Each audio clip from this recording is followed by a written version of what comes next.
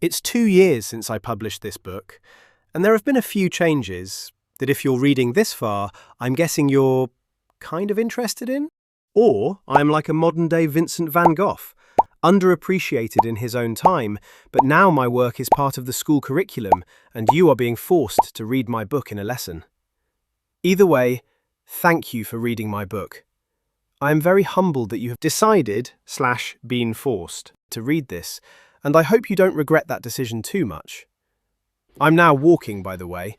I realised I'm just lazy and have been able to walk all the time. Okay, that's not true. Well, the lazy part is.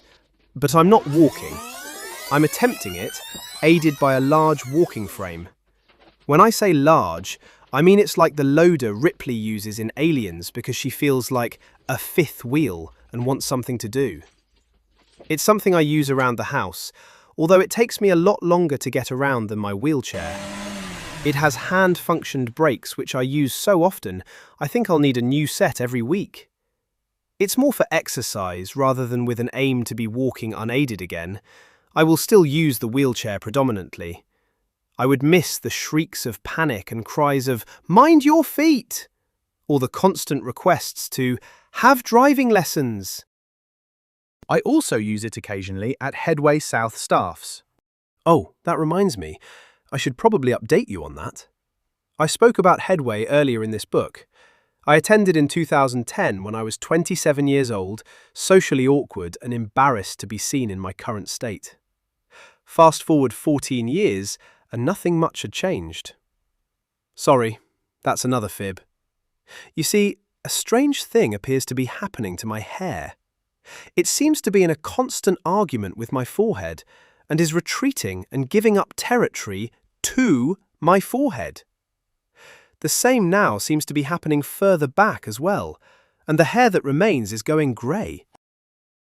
My brother's wife, Ruth, was talking to someone I was aware of but had never met. He was a few years younger than me, had attended the same high school as me, and was now attending Headway South staffs after he'd suffered a brain injury.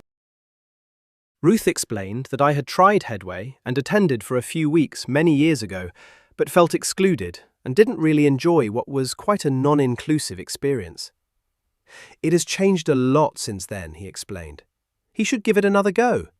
It's good fun. They do different activities each day that challenge different areas. They have days out, everybody's included, and everybody socializes with each other. He continued, "It gives you a routine.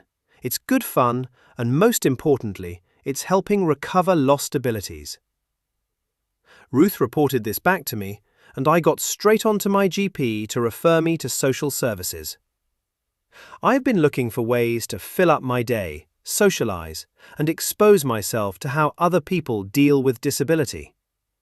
Clearly, I'd not handled it very well up till now. I had a meeting with the social services, where I told them, among other things, exactly what I wanted out of Headway, how many days I would like to attend, what days and how I would get to and from Headway. While I was waiting to see what, if any, funding they would provide, I was offered a taster day. I'd had what was basically an interview. I was being given the chance to try it before I committed to it. All I had to do was bring something to eat at lunchtime. I already had the feeling this was more like a National Health Rehabilitation Centre rather than the youth club it felt like previously. When I arrived, everybody was sitting around one big table. Well, if you're going to be pedantic. It wasn't one table, it was many tables pushed together to give the illusion of one. There weren't as many people in the room as last time, and I already felt much less nervous. Admittedly, this was many years later. Maybe I was less apprehensive because I was much older. Or maybe it was because everybody were different ages. Or maybe it was because I wasn't asked to talk in front of everybody when I was very reluctant to. Or it could have been because I was sat next to somebody who has since become one of my best friends. I'll admit that last point has a lot to do with it. But I got on with everybody. Everybody was very welcoming, and we were sat as one group. People would be talking to each other across the table. Somebody might be in two different conversations as they are mentioned by somebody in another conversation.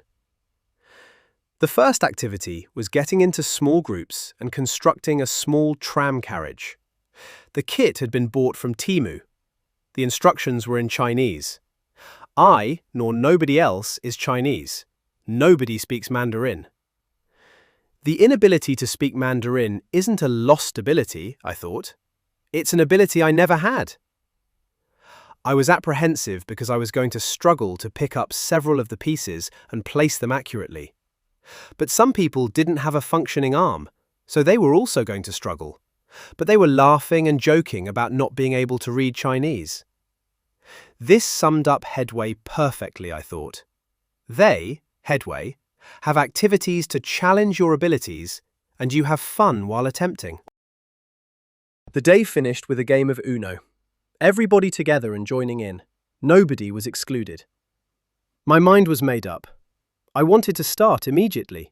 I missed it straight away. It had been a welcome change to my usual routine, and it was fun.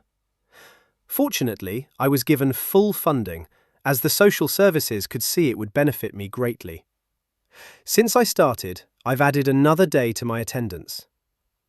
You remember that friend I told you about? Well, she thought it was unacceptable that I wasn't attending more often, so she made sure I attended another day. I'm glad she did. It feels like having a part-time job. It gives me a feeling of self-worth that had been sadly lacking for a very long time. Oh, and the person I told you about who recommended Headway? He no longer attends. He got offered a full-time job. When we start Headway, we are asked what our goals are, and his was simply, get better, drive again, and get a job. Well, he nailed that. Brain tumour research is vastly underfunded. Brain tumours kill more children and adults under the age of 40 than any other cancer, but receives just 1% of the national spend on cancer research since records began in 2002. Visit braintumorresearch.org or thebraintumorcharity.org to find out more. Sorry, me again. I would also very much appreciate it if you followed my blog. It's about life in a wheelchair. Accessibility is pretty good nowadays, but it isn't perfect. Also, I would be very grateful if you followed me on Instagram, TikTok, and Facebook.